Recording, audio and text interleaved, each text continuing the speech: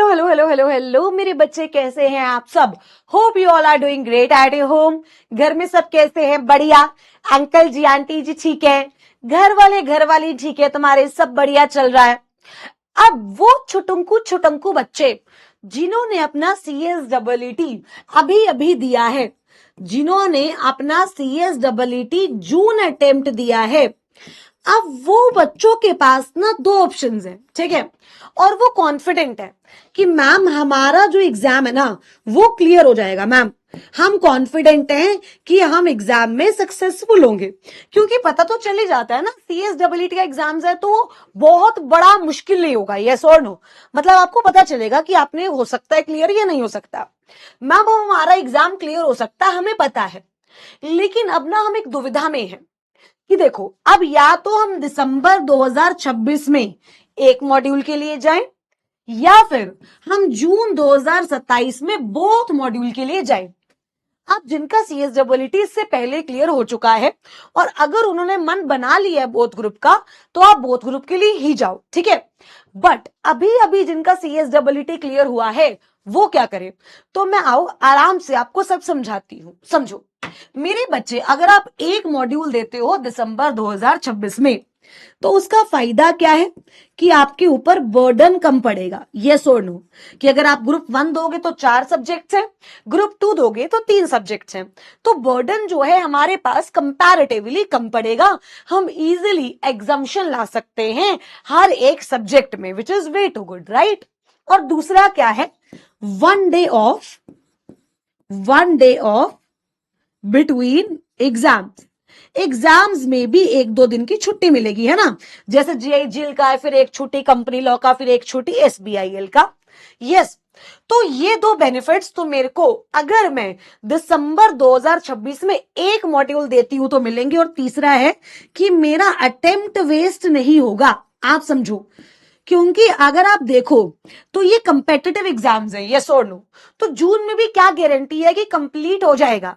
जून में नहीं हुआ फिर अगला दिसंबर पड़ेगा, तो काइंड ऑफ वो एक साल वेस्ट जाएगा। हाँ या ना, समझ पा रहे हो? तो मेरा जो दिसंबर का अटेम्प्ट है ना वो भी वेस्ट नहीं होगा। तो मतलब क्या है कि अगर मैं बहुत ज्यादा डिसिप्लिन्ड नहीं हूं, क्योंकि अगर आप बहुत ही ज्यादा डिसिप्लिन्ड हो, आप AIR लाना चाहते हो, यस और नो, आप सेट ऑफ का एडवांटेज लेना चाहते हो, तो ऑब्वियसली आपको बोथ ग्रुप्स ही देने पड़ेंगे। अगर किसी का है कि यार मुझे तो AIR लाना है, तो उसके पास तो ऑप्शन ही नहीं है कि वो both he group they. But बहुत सारे बच्चे पता क्या करते हैं, AR लाने का बहाना करते हैं अपने साथ। सच में बता रही हूं, बात हो सकता है आपको सुनने में थोड़ी चुभे, बट मैं ना अपने आप को ही पागल बनाती हूं कि मैं AIR लेकर आऊंगी तो मैं जून दे देती हूं। बट मैं ये नहीं सोचती कि जो जून है वो अगले साल आएगा, मतलब मेरे पास 1 साल पड़ा है। क्या मैं 1 साल बहुत इफेक्टिवली स्टडी कर पाऊंगी? क्या मैं इतनी ज्यादा डिसिप्लिन्ड हूं कि मैं पूरा 1 साल स्टडी कर पाऊं? क्योंकि होगा क्या, दिसंबर तक तुम मजे में रहोगे, उसके बाद 2 ग्रुप्स का एकदम से प्रेशर आएगा और फिर 1 जून से पेपर है, तो हो सकता है वो AIR तो छोड़ो क्लियर ना हो पाए। तो मेरे बच्चे, अगर आप ये सोच रहे हो कि आपको जून में एग्जाम्स देने हैं, तो बढ़िया बात क्या है कि AIR आ सकती है और सेट ऑफ का एडवांटेज। सेट ऑफ का मतलब, मान लो ग्रुप 1 में 4 पेपर है, यस और नो, तो आपके 200 मार्क्स के 400 मार्क्स के पेपर हो गए, तो आपको इसमें मिनिमम 200 नंबर लाने हैं, यस और नो। और ग्रुप 2 अगर आप अलग दोगे तो इसमें 3 पेपर हैं, यस और नो, 300 मार्क्स के पेपर हैं, तो अब आपको इसमें मिनिमम 150 नंबर लाने हैं, ठीक है? अगर आप अलग अलग दे रहे हो, लेकिन अगर आप एक साथ दे रहे हो तो आपको दोनों को मिला करके 350 लाने हैं। अब मान लो जो ग्रुप 1 है उसमें तुम्हारे 220 बन गए और ग्रुप 2 में तुम्हारे 130 बन गए, मतलब 150 नहीं बने। अगर आप इंडिविजुअल देते तो आप 150 पे पास होते, 150 नहीं बने, 130 बने हैं, तो ये सेट ऑफ का एडवांटेज मिल जाएगा। क्या मिल करके 350 हो रहे हैं? यस, तो ये जो 20 एक्स्ट्रा नंबर है ये इसमें सेट ऑफ हो जाएंगे। मेरे साथ ऐसा प्रोफेशनल में हुआ था, तो मेरे को तो ये बहुत ही अच्छा लगता है। मैं तो हर बच्चे को बोलती हूँ कि आप दोनों ग्रुप्स दो, अगर आपके पास समय है और आप मेहनत कर सकते हो तो, ठीक है? तो ये एडवांटेज है। लेकिन क्या इस पर आपके ऊपर बहुत ज्यादा बर्डन पड़ेगा? यस। क्या प्रोबेबिलिटी है कि आप अपना टाइम वेस्ट करो? यस। उसके बाद हेक्टिक कैसे हो जाएगा कि 1 डे का गैप आपको एग्जाम में नहीं मिलेगा। तो कहने का मतलब क्या है मेरे बच्चे कि अगर आप अपना अटेम्प्ट वेस्ट नहीं करने देना चाहते हो तो आप एक ग्रुप के लिए जाओ, ठीक है। और अगर आप दिसंबर में बोथ दे रहे हो तो यार मतलब आपका बहुत पहले तय हो गया होगा, एग्जीक्यूटिव पहले, ईएटी पहले हो गया होगा, तो आप बोथ के लिए जाओ।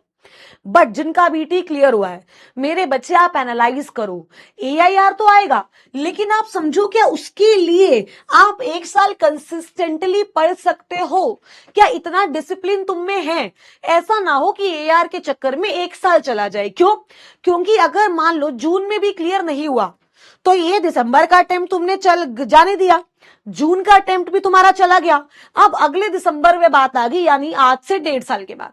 तो आप समझ रहे हो आपका वो 1 साल से एक पे लगा हुआ है। तो अगर आपको लगता है कि यार देखो मैं उतना ज्यादा डिसिप्लिन नहीं हूं, मैं उतना बर्डन नहीं ले सकता हूं, मैं 5-5 6-6 घंटे ही दिन में पढ़ सकता हूं, तो बेस्ट है मेरे बच्चे कि आप दिसंबर में अपना एक ग्रुप के लिए जाओ, एक ग्रुप के लिए जाओ। क्योंकि अगर दिसंबर में एक मान लो तुमने दिया और क्लियर नहीं भी हुआ तो भी तुम्हारे पास चांस रहेगा जून 27 में वापस से 2 ग्रुप्स देने का। आप समझ रहे हो मैं क्या बोल रही हूं? तो मतलब क्या है कि अपना अटेम्प्ट वेस्ट मत करो, क्योंकि स्टेक पे आप लोगों का टाइम लगा है और टाइम से इंपॉर्टेंट चीज आपको भी पता है कि आजकल कुछ भी नहीं है। सो आई होप कि इस वीडियो ने आपकी हेल्प की हो। और आपको क्या डाउट्स हैं, बिकॉज आप नए नए एग्जीक्यूटिव में आए हो तो आपको बहुत सारे डाउट्स आ सकते हैं मेरे बच्चे। तो आपको क्या डाउट्स हैं, do tell me in the comment section and I am here to answer all your doubts, my puchkus. Thank you so much. I love you all and all the very best.